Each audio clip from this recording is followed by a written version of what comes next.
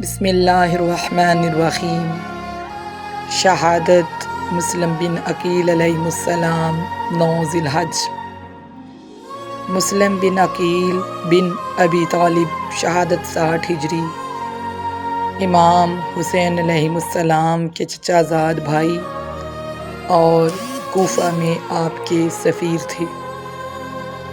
مسلم بعض اسلامی فتوحات اور جنگ صفین میں حاضر تھے۔ آپ امام حسین علیہ السلام کے سفیر کے عنوان سے کوفہ کے حالات کا جائزہ لینے کوفہ گئے تاکہ اگر کوفہ والے اپنی دعوت میں سچے اور پائبند ہیں تو آپ کوفہ تشریف لے جائیں۔ مسلم نے کوفہ پہنچ کر امام کو کوفہ والوں کی آمادگی کی اطلاع دی، لیکن یزید کی طرف سے عبید اللہ بن زیاد کو کوفہ کا گورنر مقرر کرنے کے بعد کوفہ والے عبید اللہ ابن زیاد کے ڈر سے جناب مسلم کو تنہا چھوڑ گئے۔ مسلم گرفتار ہوئے اور عرفہ کے دن سن 60 ہجری کو عبید اللہ ابن زیاد کے حکم سے شہادت کے مقام پر فائز ہوئے۔ شیعان حیدر کرار ہر سال روز عرفہ اور محرم الحرام میں کوفہ میں آپ کی تنہائی اور شہادت کی یاد عزاداری کرتے ہیں، یعنی جس طرح سے آپ کو بے رحمی سے شہید کیا گیا جب آپ کوفہ کے اندر تنہا تھے۔ حضرت مسلم جب کوفہ پہنچے تو وہاں مختار بن ابی عبیدہ کے نام سے گھر میں ساکن ہوئے۔ شیعان اس گھر میں آپ کو ملنے آتے۔ مسلم نے حضرت امام حسین کا خط انہیں پڑھ کر سنایا۔ ابن عساکر کہتا ہے کہ 12,000 افراد نے مسلم کے ہاتھ پر حضرت امام حسین علیہ السلام کی بیعت کی، بعض نے بیعت کرنے والوں کی تعداد 18,000 لکھی ہے۔ یعنی ابن عساکر کا کہنا ہے کہ 12,000 افراد نے مسلم کے ہاتھ پر بیعت کی اور باقی نے کہا ہے کہ 18,000 اور دیگر نے کہا ہے کہ 30,000 افراد ذکر کی۔ مسلم کی اس قدر حوصلہ افزائی کو دیکھتے ہوئے یزید کے جاسوسوں نے یزید کو ختم کوفہ کے حالات لکھے اور کہا کہ حاکم کوفہ نعمان بن بشیر کمزور ہیں یا کمزوری کا اظہار کر رہا ہے۔ اگر کوفہ چاہتے ہو تو بصرے کے موجودہ حاکم عبید اللہ کو کوفہ کا حاکم بنا دو۔ پس یزید نے عبید اللہ کو کوفہ کا حاکم مقرر کر دیا، کیونکہ وہ لوگ جو جاسوس تھے وہ جانتے تھے کہ زیاد کتنا خطرناک حاکم ہے۔ عبید اللہ کے کوفہ آنے پر مسلم بن عقیل مختار کے گھر سے نکل کر حانی بن عروہ کے گھر منتقل ہوئے، جو کوفہ کے ایک بزرگ شخصیت مانے جاتے تھے۔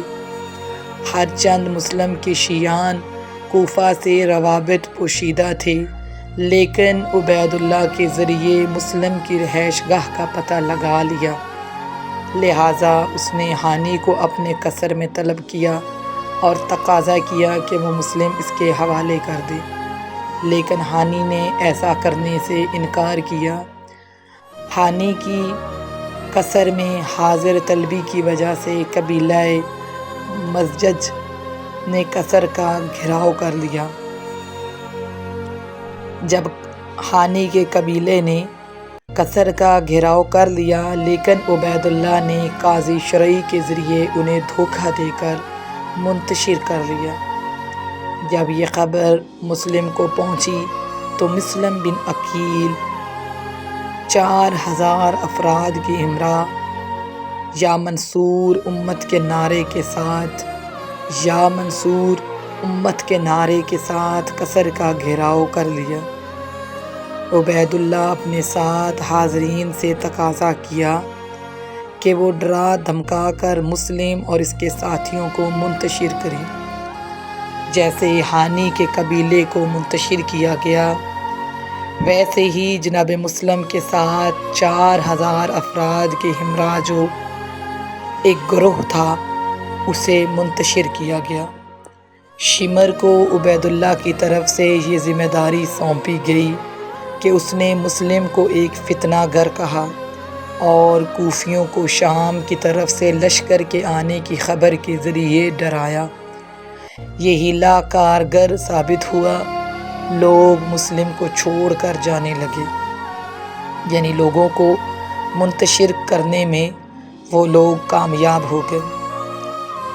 جب شام ہوئی تو مسلم اکیلے رہ گئے، یہاں تک کہ کوئی گھر سر چھپانے کے لیے بھی نہ تھا۔ طوع نام کی ایک خاتون کے گھر کے ساتھ آپ کھڑے تھے کہ اس خاتون سے آپ علیہ السلام نے پانی کا تقاضا کیا۔ اس خاتون نے آپ کو پہچاننے کے بعد اپنے گھر رات رہنے کی پیشکش کی۔ آپ علیہ السلام نے اسے قبول کیا، لیکن طوع کے بیٹے نے اپنے گھر میں مسلم کی موجودگی کی خبر صبح کو عبد الرحمن بن محمد بن اشس کو دی۔